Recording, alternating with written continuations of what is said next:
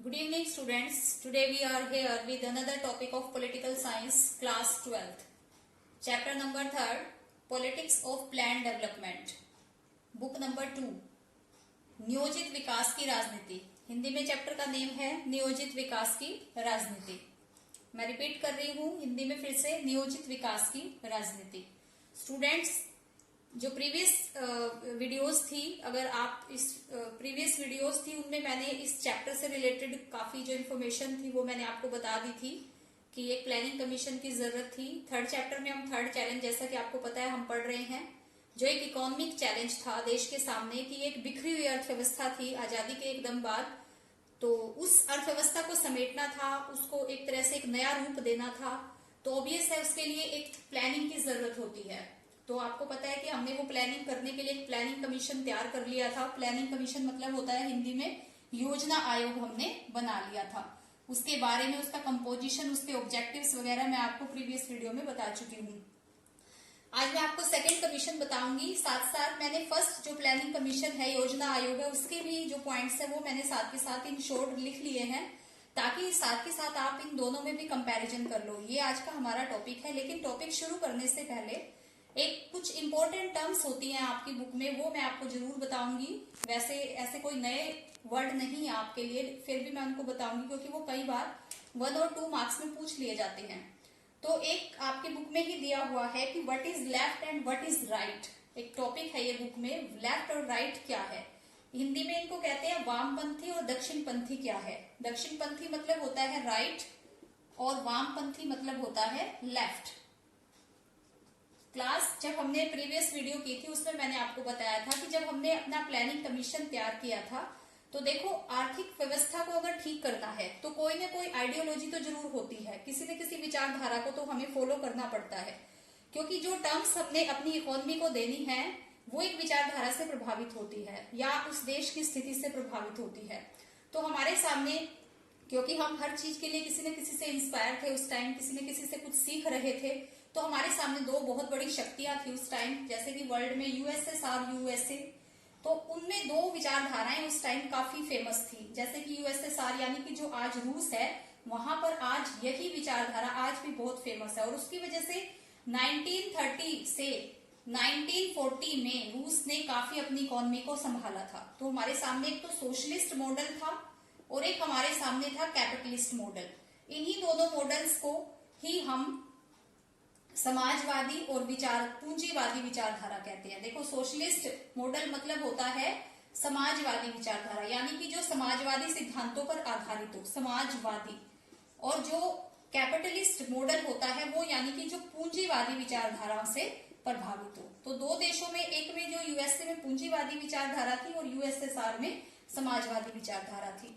तो इन विचारधाराओं को जो लेकर जो पॉलिटिकल पार्टी आगे चलती थी, उन्हीं को हम राइट और लेफ्ट पॉलिटिकल पार्टी ऐसे कह देते थे कि इस आइडियोलॉजी को ये फॉलो कर रहे हैं और इस आइडियोलॉजी को ये फॉलो कर रहे हैं. मैं आपको फर्स्ट चैप्टर में ये बता चुकी हूँ कि हमारे देश में जो पॉलिटिकल पार्टी थी वो बहुत सारी ऐसी पार्टी थी जो सोशलिस्ट बेस्ड थी, बहुत सारी ऐसी पार्टी थी जो कैपिटलिस्ट बेस्ड थी. आपको पता है कि कांग्रेस में ही बहुत सारे जो लीडर्स थे वो ऐसे थे जो सोशलिज्म को लाइक करते थे, और उसमें भी बहुत सारे लीडर ऐसे थे जो कैपिटलिज्म को लाइक करते थे. तो आजादी के बाद ऑब्वियस है इन चीजों का असर तो उस पर होगा ही होगा. तो जो सोशलिज्म में क्या होता है, वैसे मैं इनको, ये 2 मार्क्स में आ जाता है ये क्वेश्चन, तो डिफरेंशिएट आता है. तो आपने जो सोशलिस्ट मॉडल है उसमें क्या होता है, उसमें स्टेट कंट्रोल होता है. स्टेट कंट्रोल यानी कि जो प्रोडक्शन है, जो उत्पादन है एक देश में हो रहा है, उत्पादन जो करना है या हो रहा है, या जो डिस्ट्रीब्यूशन करना है, किसी भी तरह का कुछ भी काम है इकोनॉमी से रिलेटेड, उसके ऊपर स्टेट कंट्रोल होता है, यानी कि सरकार का नियंत्रण होता है. जबकि पूंजीवाद में ऐसा नहीं होता, बिल्कुल अपोजिट होता है. ये एक ओपन मार्केट होती है, यहाँ पर किसी तरह की रिस्ट्रिक्शन नहीं होती, यानी कि व्यापार पर रिस्ट्रिक्शन नहीं होती. तो अब हम इंडिया जब प्लानिंग कमीशन जब बनाया तो उसमें एक क्वेश्चन फिर बन रहा है आपका कि मिक्स्ड इकोनॉमी यानी कि मिश्रित अर्थव्यवस्था. हमने क्या किया था उस टाइम, ना तो हमने पूरी तरह से सोशलिस्ट मॉडल को लिया था, ना पूरी तरह से कैपिटलिस्ट मॉडल को लिया था, यानी कि ना हम समाजवादी विचारों को ज्यादा शामिल किया था, ना पूंजीवादी. हमने क्या किया था, कुछ एलिमेंट्स इससे लिए थे, कुछ एलिमेंट्स इससे लिए थे. तो हमने एक मिक्स्ड इकोनॉमी बनाई थी अपने देश के लिए, यानी कि एक मिश्रित अर्थव्यवस्था का गठन किया था. और जो हमारा जो प्लानिंग कमीशन था वो इसी आइडियोलॉजी पे बेस्ड था। तो आई होप आपको ये टॉपिक अच्छे से क्लियर हो गया होगा। और इसी के साथ मैंने आपको एक क्वेश्चन और था जो आपका वही आपके बॉक्स में जो दिए हुए होते हैं कुछ टर्म्स, उसमें बॉम्बे प्लान वो भी मैंने आपको बता दिया था। वो भी 2 मार्क्स में कई बार आ जाता है। उसके बारे में अगर आपको जानना है तो जिन बच्चों ने वीडियोस नहीं देखी है वो प्रीवियस वीडियोस में उसको देखें और अच्छे से उसको प्रिपेयर करें। अब हमारा जो टॉपिक आ रहा है वो आ रहा है सेकंड प्लानिंग कमीशन। देखिए स्टूडेंट्स, फर्स्ट प्लानिंग कमीशन आप सबको पता है 1951 में रेडी हुआ। 5 ईयर के लिए होती है ये जो प्लानिंग की जाती है देश के लिए, जो प्लानिंग की जाती है 5 ईयर के लिए, और 56 तक इसने अपना काम किया। अब मैं ये बता रही हूँ आपको, लेकिन साथ ही साथ मैं इस जो प्लानिंग कमीशन से इसका कंपैरिजन कर रही हूँ। तो 2 क्वेश्चन क्लियर होंगे हमारे, differentiate between first planning commission and second planning commission, और जो फीचर्स हैं सेकंड प्लानिंग कमीशन के योजना आयोग के वो आपके सामने अभी मैं आपको 1 बाय 1 स्टेप बाय स्टेप आपको बता रही हूँ। तो फर्स्ट जो सेकंड प्लानिंग कमीशन था, अब वो फर्स्ट जो प्लानिंग कमीशन था वो एक इकोनॉमिक्स थे के.एन. राज, उन्होंने उसका ड्राफ्ट तैयार किया। और सेकंड प्लानिंग कमीशन का ड्राफ्ट किसने तैयार किया? PC. Mahalanobis.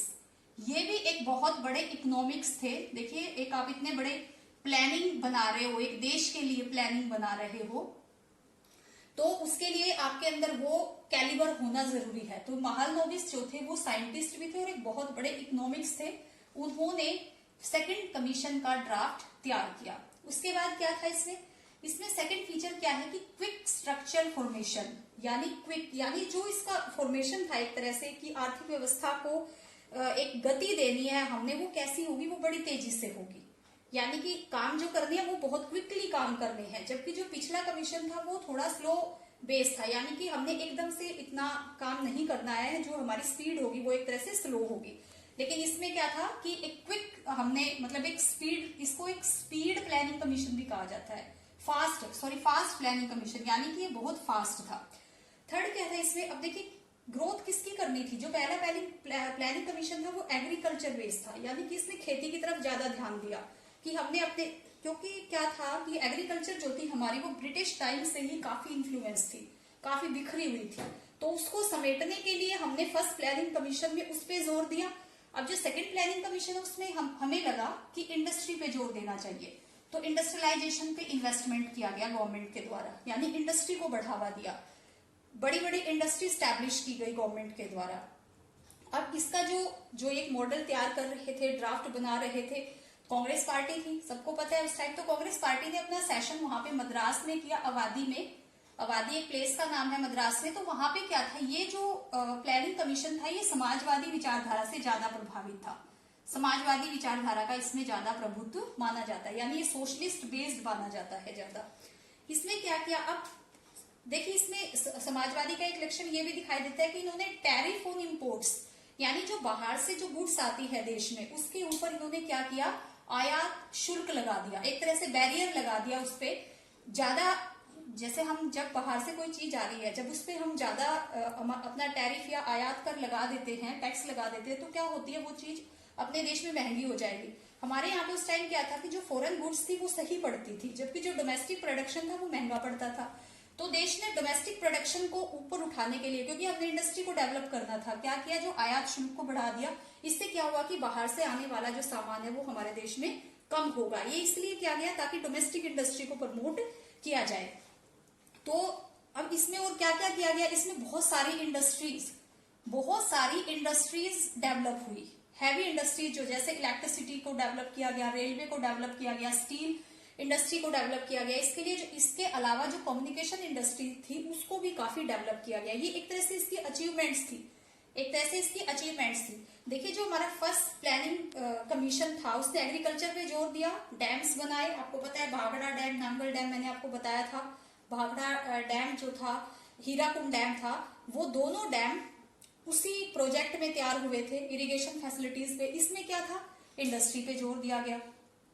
Land reform work किए गए थे पिछले प्लानिंग कमीशन में, भूमि को सुधारा जा रहा था, क्योंकि हमें पता था कि जो भूमि है हमारी, जो कृषि के लिए जो भूमि है वो काफी, उसकी सिचुएशन काफी क्रिटिकल थी, वो जो जमींदारों के अंडर आती थी। तो उसके लिए लैंड रीडिस्ट्रीब्यूशन का भी काम किया गया था उस टाइम। तो सेकंड प्लानिंग कमीशन में बिल्कुल इसका अपोजिट की गई चीजें, यानी एक तरह से उसकी डायरेक्शन चेंज कर दी गई। जो इन्वेस्टमेंट पहले एग्रीकल्चर पे था, यहाँ पर एग्रीकल्चर को नेग्लेक्ट किया गया एक तरह से, यानी कि उस पर बहुत कम इन्वेस्ट किया गया और जो इंडस्ट्री पे ज्यादा इन्वेस्टमेंट किया गया। क्यों ऐसा क्यों था? क्योंकि एक तो देश में सेविंग को बढ़ाना था। अब इसकी अचीवमेंट्स रही है, ये वैसे ये सक्सेसफुल रहा था, लेकिन इसके काफी इशू भी क्रिएट हुए इसके बाद में। अचीवमेंट क्या थी इसकी कि एक तो सेविंग जो है हमारे देश की वो थोड़ी बढ़ी, यानी कि इस जब फर्स्ट प्लानिंग कमीशन था उसमें क्या हुआ था, ना तो हमारा पर्पस था सेविंग बढ़ाने का और एक्सपेंडिचर कम करने का कि हम अपने खर्चे कम करेंगे तो सेविंग बढ़ाएंगे, लेकिन हम अपने खर्चे कम नहीं कर सके क्योंकि हमारे खर्च जो थे वो बहुत लिमिटेड थे उस टाइम, हमारे पास रिसोर्स नहीं थे इतने ज्यादा। तो उसके बाद इसमें क्या हुआ, सेविंग बढ़ी, लोगों की सेविंग बढ़ी, इन्वेस्टमेंट भी बढ़ी, क्योंकि आप सबको पता है कि इसमें क्या किया गया था, जो इम्पोर्ट्स है बाहर से आने वाला सामान है उस पर जो है ज्यादा कर लगा दिया, तो डोमेस्टिक इंडस्ट्री को एक चांस मिला था जिसकी वजह से कि वो इन्वेस्टमेंट कर रही थी, लेकिन जो गवर्नमेंट का उस पर पूरी तरह से कंट्रोल था। अब देखिए जब इंडस्ट्री सेटअप की तो, लेकिन इंडस्ट्री जब सेटअप की तो उसके लिए क्या चाहिए था, उसके लिए बहुत ज्यादा इन्वेस्टमेंट चाहिए था। अब जो गवर्नमेंट है उसने ज्यादा इन्वेस्टमेंट किसमें कर दिया, इंडस्ट्री में कर दिया, तो कहीं ना कहीं जो एग्रीकल्चर का पार्ट है वो उससे नेग्लेक्ट हो गया। अब इसके बाद इसके क्या आउटकम रहे, क्या इसका रिजल्ट रहा, देखिए ये जो प्लानिंग थी, जो सेकंड प्लानिंग थी वो एक डिबेटेबल प्लानिंग रही, यानी इसके बाद क्या हुआ, एक कंट्रोवर्सी क्रिएट हो गई देश में। क्यों? क्योंकि बहुत सारे लीडर्स ऐसे थे जो एग्रीकल्चर को नेग्लेक्ट नहीं करना चाहते थे। उनका ये मानना था कि या तो एग्रीकल्चर बेस्ड इंडस्ट्री पे इन्वेस्टमेंट किया जाए, तो एक कंट्रोवर्सी क्रिएट हो गई देश में, तो ये एक डिबेटेबल प्लानिंग भी कहा जाता है। अब जब एग्रीकल्चर पे कम ध्यान दे रहे हैं आप, तो क्या होगा, हमारे देश में फूड शॉर्टेज हो गई, क्योंकि जो एग्रीकल्चर से आने वाला जो आउटकम था वो बहुत कम हो गया देश में, और पॉपुलेशन जो है वो हमारे देश की एकदम से बढ़ रही थी। इस प्लानिंग कमीशन को अर्बन बेस्ड प्लानिंग कमीशन कहा जाता है, यानी कि ये शहरों के लिए प्लानिंग थी, यानी इसने सिर्फ शहरों की तरफ ध्यान दिया, गांव को क्या कर दिया इसने, नेग्लेक्ट कर दिया। तो लोगों ने इसका प्रोटेस्ट किया, जो हमारा नेक्स्ट टॉपिक है। उसके बाद क्या एक आउटकम क्या था कि हमें ये पता चला कि हम टेक्नोलॉजी में कितने वीक हैं। देखिए स्टूडेंट्स, इंडस्ट्री इंफ्रास्ट्रक्चर बना रहे हैं, हमने बहुत बड़े बड़े इंडस्ट्री उस टाइम सेटअप कर दिए, लेकिन इंडस्ट्री को चलाने के लिए टेक्नोलॉजी की जरूरत है जिसकी हमारे पास शॉर्टेज थी। उसके लिए हमें क्या करना पड़ रहा था, विदेशों पे डिपेंड होना पड़ रहा था, और जो टेक्नोलॉजी वहां से हमें प्रोवाइड हो रही थी वो काफी कॉस्टली पड़ रही थी। तो एक तरह से क्या कह सकते हैं हम कि इसमें इन्वेस्टमेंट जो है वो बहुत ज्यादा हुआ। अगर इतना ध्यान, बहुत सारे ऐसे उस टाइम जो एनालिस्ट थे, विशेषज्ञ थे, उन्होंने ये कहा कि इतना पैसा, जो इतना इन्वेस्टमेंट अगर हम बैलेंस कर लेते, यानी कि उतना ही हम एग्रीकल्चर पे लगा देते, उतना ही हम इंडस्ट्री पे लगा देते, तो शायद उस टाइम हमारे इंडिया का जो डेवलपमेंट है, इकोनॉमिक डेवलपमेंट है, वो काफी अच्छा हो सकता था। लेकिन रिजल्ट जो है वो इतने खराब भी नहीं थे, काफी कुछ हमने सेकंड प्लानिंग कमीशन में अचीव किया था।